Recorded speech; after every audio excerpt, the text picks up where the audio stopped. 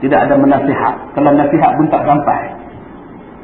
Cari jalan macam mana untuk menyampaikan. Saya ni tuan-tuan, bila saya baca kitab-kitab tentang fiqh sunnah, kitab-kitab tentang politik, daulah dan sebagainya, dalam kitab-kitab yang kita baca tu, semuanya menyuruh kita sampaikan pada orang yang kita kena pergi ke tempat mereka, bercakap di tempat mereka. Kita tak boleh bercakap di padang saja, mereka tak dengar. Buat resmi, cakap depan. Saya buat tuan-tuan. Saya cukup seronok bila mereka panggil saya. Saya seronok, saya cukup bangga tuan-tuan. Bangga kenapa? Aku boleh cakap. Jadilah. Tapi bagi setengah masyarakat kita pula, bila kita cakap, bila kita masuk tempat mereka, masyarakat kita pula, jemaah kita pula, dia kata, nampak. Sudah pakai sumpuk hitam. Sekarang kita menang. Berapa ramai pemimpin kita pakai sumpuk hitam, kenapa tak butuh pun? Saya pakai sumpuk hitam dulu pun tak nak. Nampak? Rongkok udah hitam, udah hilang sorbannya. Mesti belah sana. Payah betul lah tuan-tuan. Kenapa jadi macam itu? Kalau kita tak cakap, macam mana mereka nak dengar? Kalau kita tak campur, macam mana mereka nak faham? Saya forum dengan abang saya pun salah. Saya forum dengan abang saya pun salah. Orang boykot saya. Kalau dah satu pentas dengan abang dia, apa lagi? Dah sana lah. Payah sungguh. Kamu dengar tak apa yang saya cakap? Dengar tak? Tak dengar. Habis tu macam mana kamu tahu? Dengar. Sebelum forum, kami buat perjanjian. Abang jangan sentuh parti abang. Kalau abang sentuh parti abang, saya akan sentuh parti saya. Bergaduh kita akan bertahan. Sekarang kita bisa sentuh parti. Kita sentuh Islam saja. Abang jangan sentuh Islam Habari, saya pun tak akan sentuh. Dunia. Akhirnya boleh forum dengan baik saja. Tapi orang tak faham, orang tak nak dengar, orang tak nak pergi dengar forum tu. Akhirnya orang tiba saja. Tapi tak apalah, tiba-tiba lah. Janji matlamat saya bukan nak fahamkan mereka. Mereka dah faham dah. Ni, hak nak dengar ni. Yang ni lah matlamat. Lantak lah nak boykot. Peduli apa saya. Itu yang jadi mihmah pada saya ni. Fitnah kepada saya ni. Tribulasi kepada saya ni. Jenis ni. Kalau orang macam saya ni tak pergi masuk bercakap kepada kelompok mereka, bila mereka akan faham. Sedangkan mereka itu Islam juga macam kita. Mereka Melayu macam kita. Mereka juga nak dengar macam kita. Tapi apa yang mereka dengar selama ni daripada penceramah mereka tak sampai kepada hak betul-betul dia. Sebab mereka tak faham. Orang macam kita ni tak boleh masuk nak menyampaikan kepada mereka hak betul-betul Islam ni macam mana. Bila ada ustaz macam saya boleh masuk, atau siapa organisasi lima. Yang ni yang kita nak. Tapi bila saya pergi, orang boykot sungguh tuan-tuan. Sampai jumpa saya, salam tak nak bagi. Padahal mengaji Iqra' dengan saya. Iqra', sok, dok, tozo tu pun tak ingat. Sok, dok, tozo. Rupanya ditulis. So, S-O, D-O-T-O, Z-O. Sok, dok, tozo. Bila saya tutup yang rumi, yang ramai tu, saya suruh baca hak jawi. Dia kena ulang pada atas tu. Batak, ni so. Kena ulang pada atas pada dapat so. Punya tak ingat huruf. Yang tu jumpa saya tak nak bagi salam. Hanya kerana saya pergi forum dengan abang saya. Kalau hang pandai tak apa. Kalau hang hafal Quran tak apa lagi. Ni apa pun tak erti. Qul huwallah tu pun ingat di mulut. Bila kita pekuk yang lihat, kita pekuk nombor 2, baca ayat nombor 3. Lam yalid wa lam yulad, tak dia baca. Lam yalid wa lam yulad, baru dapat. Pasal turun apa? Ni yang jadi masalah tuan-tuan. Saya sebut terang betul. Bila orang boykot saya turun, orang tak mau main kuliah saya, orang benci saya, orang buang saya mengajar. Hanya kerana saya ajar faham Islam. Hanya saya ajar. Teruk saya rasa 2-3 tahun daripada tahun 2004 sampai tahun 2008, 4 tahun juga. Lain orang boykot. Sampai pada satu tahap orang minta saya ceramah. Yang datang siapa? Orang nombor 1 dalam Malaysia, orang nombor 2 dalam Malaysia. Ustaz ni khas permintaan daripada kami, minta ustaz datang majlis berbuka puasa Tetamu kenamaannya, orang nombor 1, orang nombor 2, barisan kabinet, semua akan datang. Jadi mereka minta ustaz sampaikan. Ini bukan permintaan pada kami, permintaan daripada mereka, mereka nak dengar ceramah ustaz. Tuan-tuan boleh beritahu tak? Ustaz yang hijau, siapa nak panggil tuan-tuan? Saya kata okey, saya setuju. Pak saya fikir, inilah satu masanya saya nak cakap direct dalam kuliah. Mikrofon saya seorang pegang, lepas tak ada. PA saya telefon, ustaz nak terima kan? Saya kata terima lah. Ustaz nak kena boykot lagi kan? Orang baru je terima ustaz balik. Jemaah kita baru je terima balik. Tu pun duk takut-takut lagi. Bila ustaz pi nanti, lagi dia buat boykot ustaz. Bila PA saya cakap macam tu, saya terkenal tuan-tuan. Saya terkenal semua. Mereka boykot saya. Hina saya. Saya terkenal. Wabiak saya.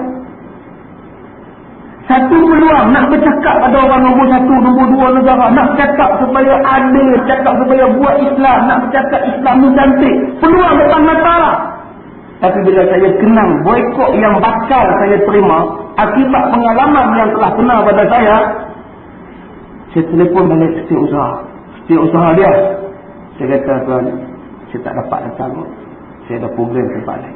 Allah Ustaz, perahlah kami Ustaz. Ini bukan permintaan kami Ustaz, ini permintaan dia Ustaz. Dia nak dengar sekolah. Saya kata saya dah ada komitmen lain. Saya tak tahu, saya dah jadual lain. Saya tak sanggup batalkan yang dah mula minta. Saya minta maaf. Saya terima yang tabung hajinya.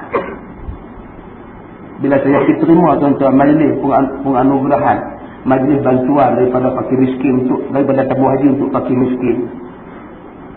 Pegawai tabung haji je lah. Hak orang lain semua balik. Dapat hadiah balik. Dapat hadiah balik. Dapat hadiah balik. Dapat duit balik. Dapat zakat balik.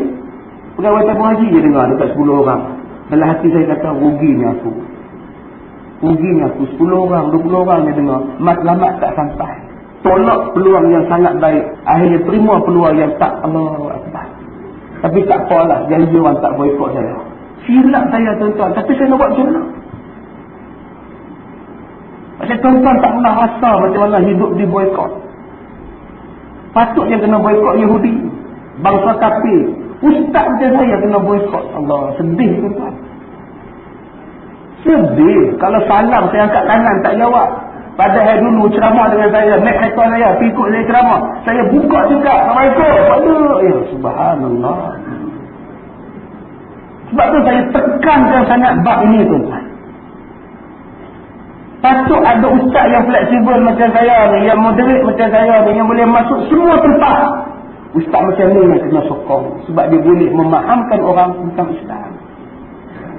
Saya nak kasar boleh, saya nak ceramah kasar boleh tuan-tuan. Tapi itu bukan zaman saya lah. Bukan zaman saya lah. Mungkin tuan-tuan tak kenal saya.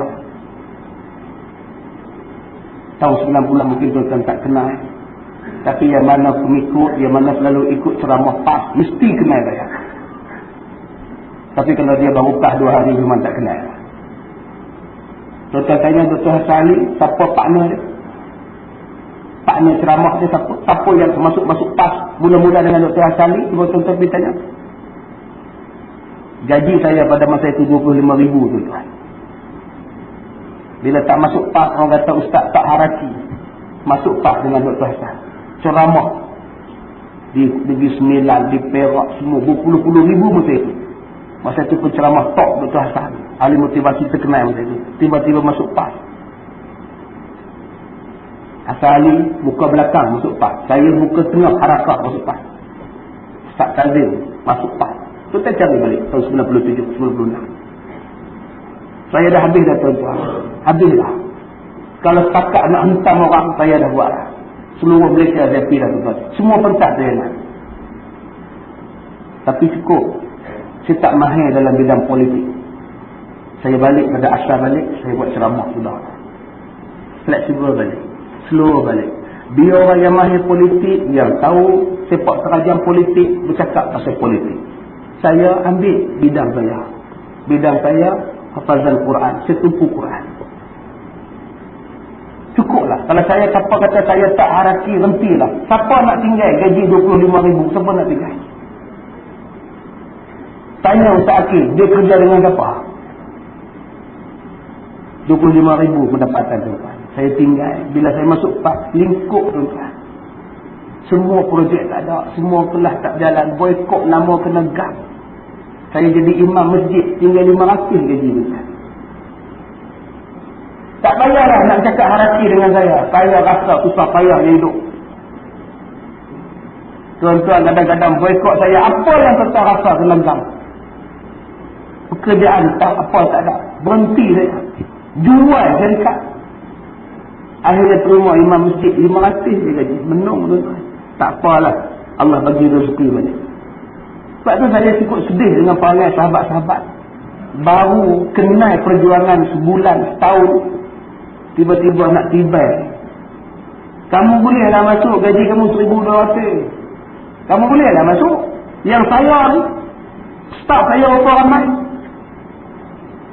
Habis tuan-tuan. Sebab tu saya sekarang sini. Tapi orang tak faham. Orang tibai saya juga. Baru ni datang orang daripada Manjung main sekolah saya. Peluk saya. Ustaz, saya macam mana pun, saya belah ustaz. Hari kami lepas. Kenapa pula lagi? Tempat kami semua boykot ustaz lah. Pasal apa pula? Ustaz tak ada percaya punya. Dia ada ustaz ni, ustaz belah sana, ustaz belah sini. Saya kata, tak, ustaz belah kita. Tak, dia tak percaya. Dia 2-3 tempat lah buang ustaz. Oh. Saya tak tahu, saya tak ada kuliah maghrib belah sana. Belah ceramah ada. Saya kata, baru ni saya balik sana. Tapi saya pun tak apa suka tengok. Di sana dia kata, traffic light 30, saya tak larat berhenti. 30 daripada Ipoh tempat. Pun tak daripada Ipoh nak pergi ke Lumut tu. 30 traffic light sat-sat berhenti. Sat-sat berhenti. Berhenti sat-sat. Getih tempat. Lebih baik saya pergi Pulau Pinang. Lepas raya straight. Tak ada traffic light. Jauh pun tak apa. Tapi duduk nak pergi jauh. Saya kata tak apalah jadi. Kalau mereka boykot saya, ucap terima kasih. Banyak-banyak. Kalau mereka tak nak panggil pun, orang lain panggil. Kalau orang lain tak panggil saya pun, saya dah ada sekolah saya. Pelajar saya pun ada 645 orang. Ajak pelajar.